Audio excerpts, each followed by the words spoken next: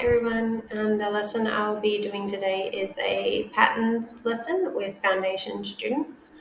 So we would be sitting on the floor in front of the interactive whiteboard using lots of manipulatives and things like that. So let's go. Good morning, preppies. Can you come and join me on the mat? We're going to start our maths lesson. Well done, nice and quietly. Good job, guys. Alrighty, today's lesson we are going to do some patterns. Has anybody ever heard about patterns before? Or some of you think you might have. Okay, very good. A pattern is something that occurs over and over again, and it doesn't change. Okay?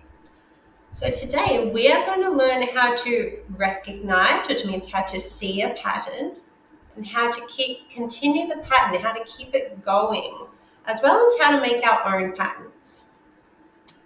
Remember last week when we learned how to sort objects? We learned to sort them by their color, their sizes. Yes, we learned how to sort by shapes as well. Good job. This is going to help us when we're learning about our patterns. Alrighty, so patterns can be all around us. We see them on animals, we see them in our bedrooms, on our clothes. They are everywhere. I've got this little PowerPoint here. It shows us some patterns. So this first one, you might recognize these patterns here. We've got some stripes, some spots. What do you think they might be from? Yes, James, they are on animals. Can you guess which animals? Let's have a look. Oh, what do you think this one might be? A zebra. Who guessed that one right? Good job. And, oh, I've seen this one before. What do you think, Sophie? You're right. Who else guessed a giraffe? Good job. So patterns can be found in animals. Let's have a look where else you might see patterns. Clothes. You can see it in your clothes. Wow. So you might have a scarf at home or a stripy dress that might go pink, purple, pink, purple, pink, purple. So it's happening over and over again, that color. Let's have a look at where else we can find patterns. Oh, this is somebody's bedroom. It's got some spotty curtains, and a stripy rug, a stripy bedspread. Ooh. Can you see any patterns in our classroom? Who can see? What do you think, Ava? Our rug? Yeah, our rug is a rainbow, isn't it? It goes red, orange, yellow, green, red, orange, yellow, green. It does look like it's repeating the same colors again. Good job. All right. I've got these little bears with me today. We've used these before. I'm going to use my bears to make a pattern, and I want you to tell me, what do you notice about the bears? How could we sort them? Because that's going to help me make my pattern. I've got some yellow bears, some blue bears, some red bears. So we could sort them by color. Good job, that's very good. How else could we sort them? What else can you see, Tom? Yeah, there is a little bear. And there's a big bear. So we could also sort them by size. Nice. All right, I think I'm going to sort by color for this one. I only want to use 2 colors. So I'm going to start with red. I'm going to put my red bear up here. Oh, you can't see that. I'm going to put my red bear on my lap here. Right, I've got a red bear. What color do you think I should use next? Blue, okay, I've got a blue bear. Very good. Can anyone see what I might be doing yet? Next, I'm going to add another red bear. What can you see? What's happening? I have red, blue, red. I'm going to add another blue bear. Oops.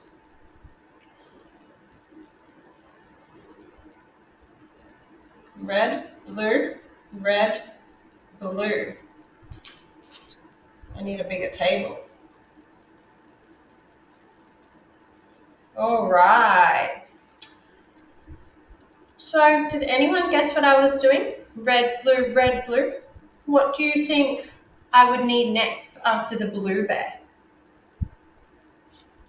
What do you think, John? Red, yeah, I need a red bear. Well done. Can you see my pattern is happening again and again? And what would I need next? A blue bear. Good job. Alrighty. Let's try another pattern. This time I'm going to use yellow.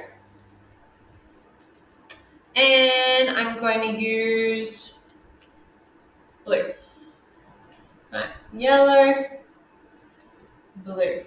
What color am I going to use next? I'm going to use yellow again. Does anyone know what might come next? I can hear some people saying blue. Good job. Oh, and now another yellow. Okay. Oh no, I don't have any big bears left. Can I use this little one, do you think? What do you think? I can hear some people saying no. Some people say yes. Timmy, you're saying yes. Why do you think I can use this one? Because it's yellow, yeah, it's the same color. Well done. So this is my pattern, yellow, blue, yellow, blue, yellow, and another blue. It repeats over and over again. All right, this time I need your help to make some patterns. So who thinks they can help me make a pattern? And then at this point I would pick students to come out and I would start a pattern. So I might start a pattern off with red, yellow, and I would ask the students to help me continue the pattern. And then we would talk it out together. And if we identify that it's not correct, so if we go red, yellow, red, we would say, that's not yellow. I'd say yellow, red, red. Do you think that's right? Does that sound right? Let's try again. And I would have another student come and correct the pattern. And because they've been sitting down for a while now, I'm going to ask a couple of students to come and help me make a pattern using our bodies. So we'll do that now. Okay, how could we make a pattern using our bodies? How could we sort our class? We could sort by short and tall, yeah. What else? Boys and girls, that's what I was thinking as well. So let's have a boy. Who wants to come and stand at the front? Sam. And then what would we need next? A girl, yeah. So Grace is going to come and stand at the front, and then we would have the students stand up the front in boy, girl, just for a little bit of a movement break.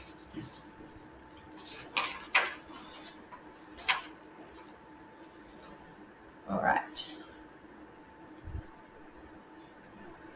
And now that the students should hopefully be getting the AB pattern, I would try and do an AABB pattern with the bears again.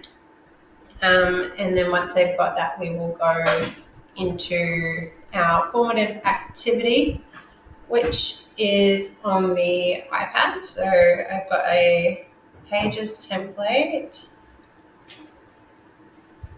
somewhere. I'm not sure if you'll be able to see this. Ooh. Not really. And they sort the bears and things. Oh, that's a little bit better. They can sort the bears, and it's got audio instructions up there as well for students that are having trouble understanding the task.